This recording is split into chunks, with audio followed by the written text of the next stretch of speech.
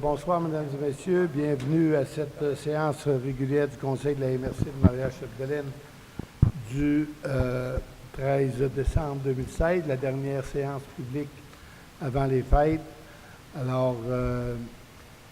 avez reçu tout le monde vos documents pertinents à l'Assemblée. Au niveau de l'ordre du jour, je vous demanderai de retirer le point 4.8, le point 4.9, le point 4.18, le point 4.19, le point 4.7 également, le point 4.18, 4.19 et de ajouter, de retirer aussi 5.6. 4.7, il est correct. 4.7, il est correct. Non, on l'enlève. On l'enlève? Oui. OK. Il y a eu des négociations dans l'auto en montant. Ah, OK, c'est beau. Point 5.6 et d'ajouter à 6.1 le parc industriel, entre parenthèses, budget. Ça convient tout le monde? Oui. Voulez-vous que j'en enlève encore? Non? C'est beau. Alors, ça ferait une proposition pour l'acceptation de l'ordre du jour. J'en fais proposition, M. le Préfet. Merci, M. Villeneuve. 3.1, dispense de la lecture des procès-verbaux. Je le propose, M. le Préfet. 3.2, adoption du compte-rendu du comité plénier du 9 novembre 2016. J'en fais proposition, M. le Préfet. Merci. Adoption du procès-verbal de la séance du 23 novembre. J'en fais la proposition, M. le Préfet. Merci, Mme Chasson. Merci. 3.4, suivi des décisions. M. Dubé, il y en a. Oui, M. le Préfet, non pas réellement, à l'exception des règlements qu'on va passer aujourd'hui qui font suite aux avis de motion du dernier conseil. Il n'y a pas d'autre chose, le reste des points ont tous été traités. Merci. 4.4, législation, administration, ratification des comptes. M. Biron. Oui, M. le Préfet. Les comptes pour ce mois-ci d'un montant de 451 997, de la MRC 195 389, Véloroute 119 397, TPI 35 215, TNO incluant impôt 79 991, gestion foncière villégiature 1825 et autres 21 180 pour un total de 451 497. J'en fais la promotion, M. le Préfet. Tout était conforme. Tout était conforme. Merci. Alors, point 4.2, adoption du règlement 16-401 ayant pour objet d'établir la modalité et conditions administratives et financières de la réalisation du sentier de motoneige durable, entre parenthèses, lien intégrateur. Monsieur Bouchard. Oui, bonsoir. Donc, afin de pouvoir réaliser le lien intégrateur qui est communément appelé, qui est Sentier motoneige durable, la MRC a adopté il y a quelques mois un règlement d'emprunt de 6 millions de dollars. Et compte tenu que la MRC doit intervenir à l'intérieur des limites de 6 municipalités locales et afin de pouvoir intervenir par l'entremise d'entrepreneurs ou de travaux à l'interne, à ce moment-là, la MRC doit adopter un règlement qui décrit les modalités et conditions financières et administratives pour ce règlement-là. Et donc, les 6 municipalités visées ont adopté une résolution à la fait qu'elles étaient d'accord à faire intervenir la MRC afin de pouvoir réaliser le lien intégrateur. Donc, à la dernière séance, on se rappelle qu'il y a eu un avis de motion qui a été dûment adopté, donné. Et ce soir, c'est l'adoption proprement dite du règlement et qui pourra être publicisé ou publié au cours des prochains jours. Merci. Alors, ça va pour tout le monde, c'est le règlement là, de 6.200 quelque chose millions. Je vais en faire la proposition, M. le Préfet. Merci. Adoption des règlements, comme on disait tout à l'heure, pour M. Dubé disait, pour tout ce qu'on a passé d'avis de motion concernant le budget. Donc, le 4.3.1, l'administration générale et aménagement du territoire, la promotion, du développement économique et de l'entretien du circuit cyclable. Alors, je vous en fais la proposition, M. Boivin. Ça, Christian, on a des dispenses de lecture pour l'année, je pense. Hein? Oui, en fait, avec l'avis de motion, la politique veut que, à moins que vous, nommément, vous demandiez à faire une lecture intégrale de chacun des règlements, c'est quand même souvent assez fastidieux. Et c'est comme implicite que c'est avec une dispense de lecture, puis tous les élus ont reçu préalablement le règlement. Là. Puis à partir de l'avis de motion, sont affichés. Hein? Oui, bien immédiatement, je dois publier. Donc, au cours des prochains jours, on va publier. Et c'est à ce moment-là qu'on va le transmettre également dans chacune des municipalités locales. C'est bon. Évaluation municipale.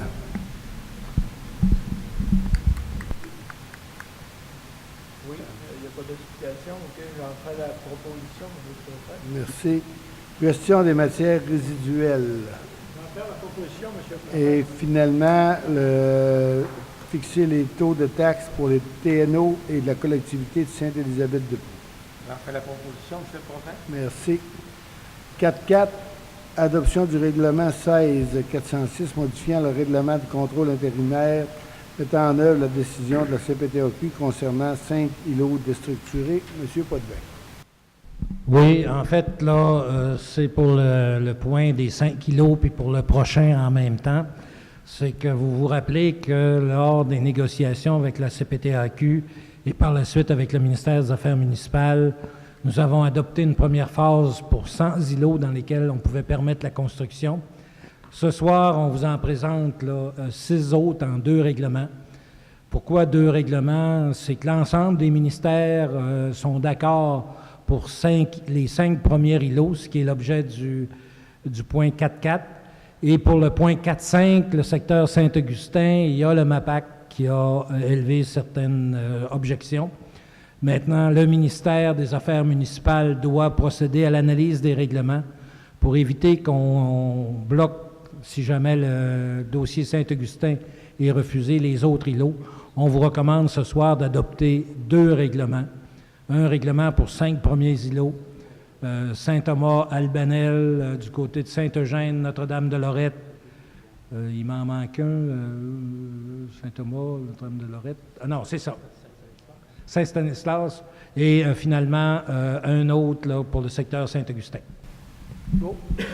Alors, ça va pour tout le monde. Ça fait longtemps qu'on regarde ça. Proposition serait dans l'ordre. Oui, M. Boivin en fait la proposition. Merci. Monsieur Rousseau. Adoption du règlement 16-407 pour le règlement de contrôle intérimaire mettant en œuvre la décision de la CPTAQ concernant l'îlot déstructuré maintenant de Saint-Augustin de Dalmas. C'est l'explication que je mentionnais tantôt. Là, Donc, ça prendrait une proposition juste pour ce règlement-là. J'en fais la proposition, M. le préfet. M. Rodrigue. Campagne de financement annuel de Centraide du Saguenay-Lac-Saint-Jean. Alors, on avait entrepris l'an passé d'aider Centraide à la hauteur de ce que nos employés mettaient dans l'affaire. Donc, lorsque les employés cotisent $1, la MRC va cotiser $1. Donc, après discussion, le Conseil des maires est d'accord pour reconduire cette entente-là. De mémoire, le somme l'an passé, c'était 750 puis 750. C'est un maximum de 1000. L'année passée, les employés ont donné 750. Donc, la MRC a donné 750, ce qui a fait 1500 à Centraide. Donc, si vous êtes d'accord, on pourrait reconduire cette entente-là. Merci. 4.7, on a dit qu'on l'avait retiré. 4.8, 4.9, 4.10, approbation des travaux exécutés sur certaines routes à Sainte-Élisabeth-de-Prou. Alors, c'est des... Marc? Oui, en fait, c'est les travaux qui ont été faits, M. le préfet. On a la fourniture du matériel granulaire, le rechargement de la rue principale, etc., etc. Donc, pour un montant total net de 7 938,10 $. C'est pour nous permettre d'aller chercher la petite subvention là, qui était... C'est pas beaucoup, là, mais... 890 $, je pense. Donc, il faut fournir les factures pour aller chercher le 800 $ là, du ministère. Donc, ça prendrait une proposition. J'en fais la proposition, M. Boivin. M. Villeneuve, renouvellement de la couverture d'assurance civile et protection des bâtiments. On sait qu'on a une augmentation de 2,21 % pour ce qui est des bâtiments et 4,14 % pour ce qui est de la responsabilité civile. Alors, on continue avec la même compagnie qui est... Voilà une bonne question, M. le préfet. Elle n'est pas indiquée ici. Pas la MMQ? Oui, possiblement, c'est ça. C'est la MMQ. Alors, en passant, ils sont venus faire une tournée du bâtiment, là, puis on a eu à mettre beaucoup de choses de sécurité dans le bâtiment suite à leur visite pour continuer d'être couverts. Entre autres, des ouvertures automatiques pour les portes, au cas où que la lampe partirait. Puis, toutes les prises de courant également, là, les barres d'énergie, là, il a fallu tout enlever ça pour mettre des prises directes. Ça a duré 2-3 semaines un électricien. Là. On en a eu au garage aussi, M. le préfet, on en a eu à Vauvert, on en a eu à Sainte-Élisabeth-de-Fou. Mais on peut vous dire que les travaux sont pratiquement terminés et on va être conforme dans l'ensemble des bâtiments. C'est beau. Alors, je prends une proposition pour accepter cette couverture d'assurance-là. Je le propose, M. le préfet. Merci. Adoption du calendrier des séances ordinaires du Conseil. Donc, à chaque année, on produit c'est deuxième et quatrième mercredi, M. Bouchard. Deuxième, c'est le public. Quatrième, c'est la plénière. C'est ça, habituellement. Alors, sauf exception vers la fin de l'année. Là. Alors, et les pléniers, comme ils ne sont pas en public, on peut toujours un peu les changer de journée à l'occasion, dépendant des réunions et des événements. Là. Alors, je prendrai une proposition pour exécuter le calendrier des séances. Enfin, la proposition, M. le préfet. M. Perrault, désignation d'un représentant de la MRC à l'Assemblée ordinaire ou extraordinaire du Fonds. Donc, on met un représentant et son substitut. Alors, on suggère que ce soit le préfet et le directeur général. J'en fais la proposition, M. Boivin. Merci, Mme Chasson. Engagement de la MRC à contribuer à transport adapté Marie-Chapdelaine. C'est pour la partie de Sainte-Élisabeth-de-Prou. M. Bouchard, le montant. Oui, c'est une somme de 851 sur l'ensemble des codes-parts au niveau du territoire de la MRC de 84 000. Donc, comme au même titre que chaque municipalité va adopter ça. Je vais en faire la proposition, M. le préfet. Merci, M. Fortin. Dépôt du registre contenant les déclarations de M. le préfet à l'égard de tout don ou avantage de plus de 200 $. Alors, c'est pas compliqué. Il n'y en a pas eu. Les gens sont de moins en moins généreux à l'égard de leur préfet. Alors.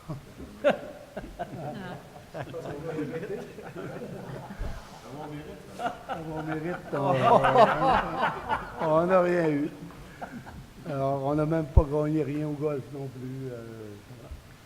On a acheté beaucoup de billets. Alors, c'est un dépôt. C'est un dépôt. Et l'autre dépôt, c'est la déclaration écrite des intérêts pécuniaires que j'ai signée à mon bureau cet après-midi pour l'année 2017. Donc, il n'y a aucun changement dans ma vie. Je suis toujours propriétaire d'une résidence à Périboncourt et des voitures que je dois à M. Rousseau.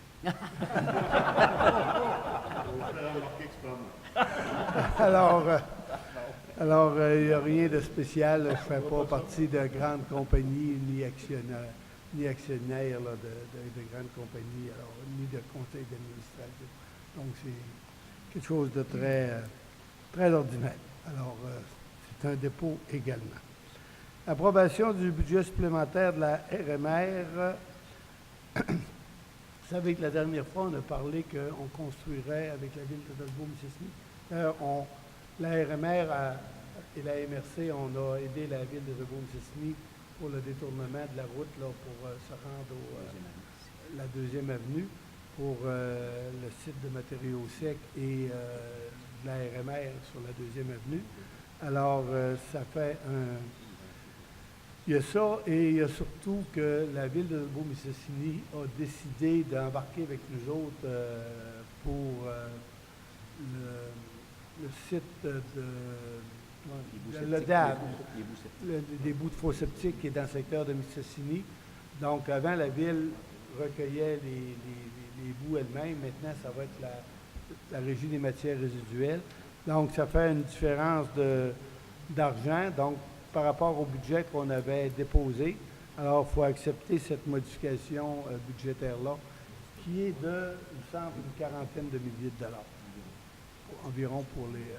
alors, je prendrai une proposition pour accepter la modification du budget de la RMR. Et qui mieux placé que moi pour vous la faire, M. Boivin? Ben oui, parlant de vous. À bout. Alors, aménagement et développement. Approbation des projets recommandés par Développement social et économique Marie-Chapdelaine. Donc, on a eu une réunion cette semaine. Il y a eu 13 projets déposés à ce comité-là. Alors, vous savez que la MRC, lorsqu'elle a reçu, reçoit son enveloppe pour le Fonds de développement du territoire, réserve un montant pour la ruralité. Alors, il y a un comité qui analyse des projets. Il y a des agents ruraux maintenant à temps partiel dans chacune des municipalités, avec Mme Richer qui est au bureau. Ce qui est important, donc on a accepté 13 projets tout à l'heure. On pourra vous fournir la liste, les gens de la presse, si vous voulez. Mais ce qui est important, c'est ces petits leviers de développement-là que je voudrais surtout insister. Dans les projets du Fonds de la ruralité en 2016, et ça c'est du mois d'avril aller jusqu'au moment présent. Alors, la MRC a investi 202 000 pour un investissement total de 682 000 Donc, la deuxième part vient surtout, naturellement, du monde municipal. Et dans le volet mobilisation, c'est-à-dire le volet puisqu'on travaille un peu plus sur la qualité de vie d'une municipalité, petite fête de village, fête de la Saint-Jean-Baptiste, des choses de même. Alors, la MRC a investi 39 000 et ça leur a apporté en petits projets un montant de 246 000 Donc, vous voyez, pour à peu près 240 000 on a tout près de 900 000 là, qui est investi en projets, dans toutes sortes de projets, soit de mobilisation ou des petits projets là, de restauration d'édifices, des choses comme ça, au niveau de la MRC. Donc, ces gens-là font des miracles avec, on peut dire, avec pas beaucoup d'argent. Alors, ça prendrait une proposition pour accepter tous les projets qui ont été présentés à ce comité-là, dont vous avez eu la liste. J'accepte la proposition, M. le Président. Et juste en passant, c'est qu'on va changer la méthode de faire l'an prochain. Donc, au lieu que ce soit un comité qui regarde la pertinence des projets, les municipalités ou les comités auront toujours une reddition de compte envers la MRC, mais ce sont les municipalités qui vont juger maintenant de la pertinence de ces projets-là. Donc, on confie, c'est la volonté du gouvernement de proximité, les municipalités. Donc, vous avez de l'argent, vous avez des comités, vous êtes assez grand, c'est ce qu'on dit, comme le gouvernement le dit. C'est ce qu'on dit, donc, vous êtes assez grand pour juger comment l'argent va être investi chez vous. Alors, deuxième chose, c'est qu'on a eu également une rencontre du Fonds du développement territorial des ressources. Ça, c'est des gens qui ne sont pas des élus, qui siègent bénévolement sur ce comité-là, qui analysent des projets. Il y a 2 projets qui ont été présentés. Alors, on ne peut pas donner malheureusement les noms et les montants, mais ça a été analysé à l'interne et ça prendrait une proposition pour accepter les 2 projets qui ont été présentés. J'en fais la proposition, M. Boivin. Merci, M. Tremblay. Prolongation du décret gouvernemental en lien avec le programme de stabilisation des berges. Alors, vous avez vu certainement passer ça quelque part. C'est que nous sommes présentement, suite à la demande de BAP, le gouvernement a retiré le dépôt de l'analyse pour le BAP. Donc, on avait une espèce de flou, de vide juridique ou de zone grise, c'est-à-dire que on ne pouvait pas, le gouvernement ne pouvait pas décréter un nouveau décret, si on veut le dire comme ça, à partir de cet automne. Donc, il y a des travaux qui vont se poursuivre, des négociations qui vont se poursuivre en 2017. Mais entre le moment où ce qui va avoir un BAP et ce qui devait avoir lieu cet automne, il y avait comme un vide et il y a des travaux qui devaient être faits, entre autres particulièrement chez nous, là, dans le secteur de Vauvert. Alors, les MRC du lac, les 3 MRC et la communauté de Masteuillache, on a convenu de demander au gouvernement de prolonger d'1 an le décret pour l'année 2017, le temps que les parties s'entendent et que le gouvernement procède par un nouveau BAP ou un nouveau décret. Alors, on a signé une lettre parce que la date limite, c'est demain, le 14, que le gouvernement va se dissoudre pour la période des fêtes. Donc, il fallait absolument que ce soit fait. Donc, j'ai signé une lettre au nom de la MRC demandant au gouvernement de prolonger le décret pour 2017. Et ce soir, on entérine cette décision-là. J'en fais la proposition, M. le Préfet. Merci. Véloroute, maintien des ministères pour la route verte. Alors, Jacques, Oui, nous avons reçu une bonne nouvelle il y a quelques semaines. En fait, le ministère des Transports et le gouvernement ont décidé de ramener le programme d'aide à l'entretien de la route verte. Donc, ce soir, c'est pour nous autoriser par résolution à demander au ministère le remboursement de 50 des coûts que la MRC et les municipalités membres là, ont mis dans l'entretien de la route verte. alors ça, c'est une excellente nouvelle que le gouvernement a décidé de... Parce que ça, c'est la Véloroute puis les MRC qui ont demandé ça au gouvernement, puis le gouvernement il a acquiescé à ça de prolonger là, et de reconduire le programme de la route verte pour l'entretien. Donc, c'est très utile. Alors, ça va avoir une proposition. Oui, c'est avec plaisir, je le propose. Merci, M. Rousseau. 5.4, contrat visant la réfection du poste d'alimentation en eau potable de Sainte-Élisabeth-de-Pau, M. Dubé. Oui, M. le Préfet, afin de s'assurer que nos citoyens de Sainte-Élisabeth-de-Pau ont un niveau de très grande qualité, on a procédé à un appel d'offres pour la réfection du poste de pompage d'alimentation en eau potable de Sainte-Élisabeth-de-Pau. Le contrat a été remporté par Construction Bonaire au coût de 290 866 et 5 sous, taxes incluses. Donc, c'est pour que vous nous autorisiez à accorder le contrat. Et ça, c'est payé Procéder aux travaux. avec... En très grande partie par ce qu'on appelle le retour de la taxe sur l'essence, taxe assise. Alors, prendre une proposition. Ça a été J'en analysé fais à la l'interne. proposition, M. le Préfet. Merci. Avis de conformité au schéma, Jacques, de la municipalité de Saint-Edmond. Oui, la municipalité de Saint-Edmond, dans la continuité des modifications qui s'étaient faites au schéma d'aménagement, a adopté différentes dispositions. On a pu procéder à l'analyse des modifications. Il s'avère qu'ils sont conformes aux dites modifications. Donc, après analyse, vous verrez à recommander l'acceptation. Donc, M. Gounatas, qui ferait le dossier, nous le recommande. Donc, ça ferait une proposition. M. Goulet, demande d'appui de l'UPA. Bon, c'est pour la fiscalité compétitive adaptée à la réalité agricole. Je pense que tout le monde a entendu pas mal parler.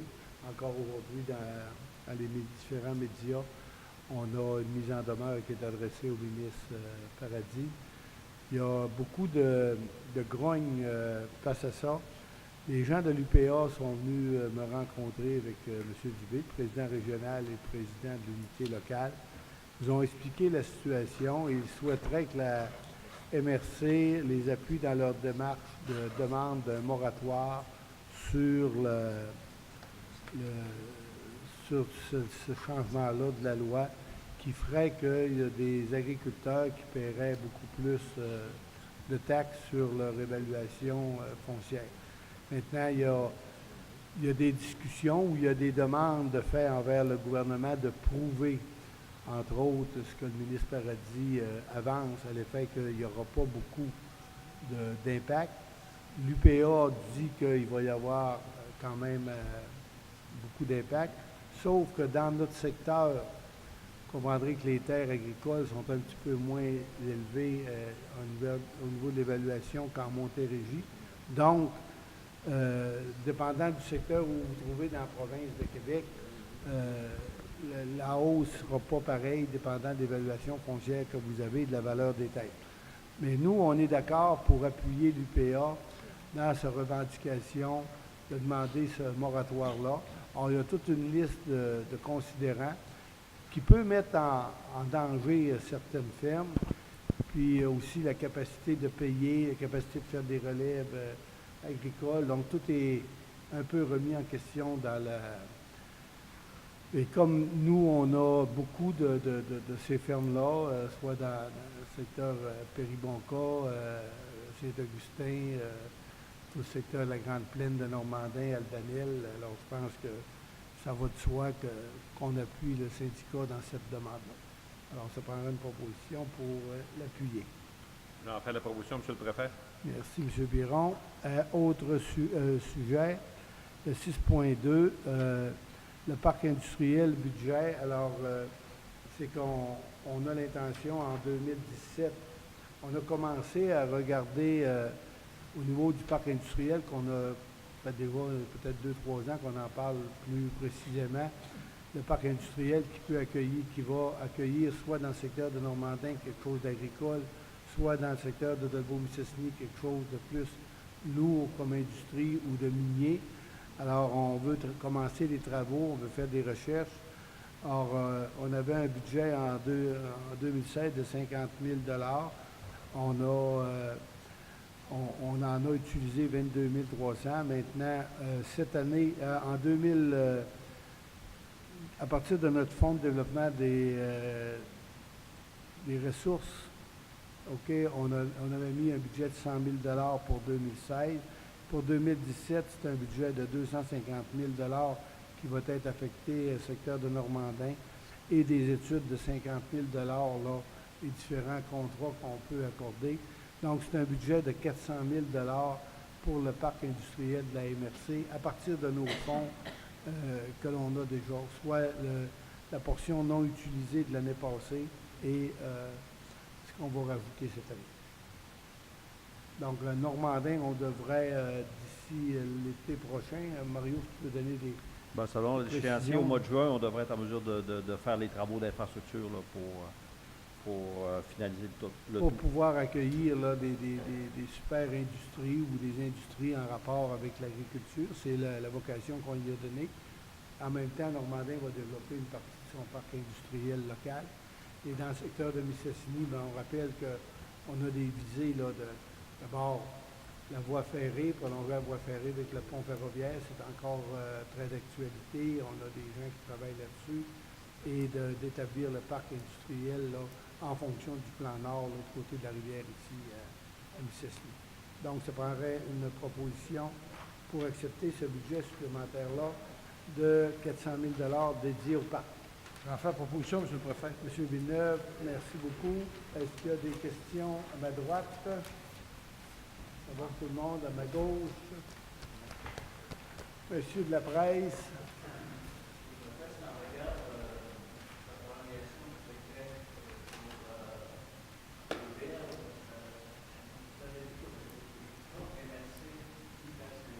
Et la communauté. Ensemble, on demandait le décret. Ben, on a tout le monde signé qu'on demandait une prolongation du décret pour il finissait en 2016, donc on le prolonge en 2017. Pendant ce temps-là, Rio Tinto avait demandé au gouvernement de cesser le BAP et de regarder une négociation possible avec le comité des parties prenantes. Donc, tous les organismes et résidents autour du lac Saint-Jean qu'on représente. Donc, il va y avoir, et je vous rappelle aussi que le gouvernement a mandaté un genre de médiateur, là, ou de conciliateur, qui est le sous-ministre Gosselin, qui a déjà commencé sa job. Il nous a rencontrés, les préfets, avec la vice-chef de Mastoyage, et il a rencontré aussi RTA. Donc, là, il s'est informé des dossiers. Et après ça, il se fait une tête sur le dossier et on n'est pas là pour négocier. On est là pour écouter l'autre partie et il va voir au fur et à mesure qu'on va avancer dans le temps comment est-ce que les choses peuvent se rapprocher. Ce qu'on sait, c'est que sur les niveaux, on n'est pas si loin que ça. Sur les procédés de stabilisation, on n'est pas si loin que ça non plus.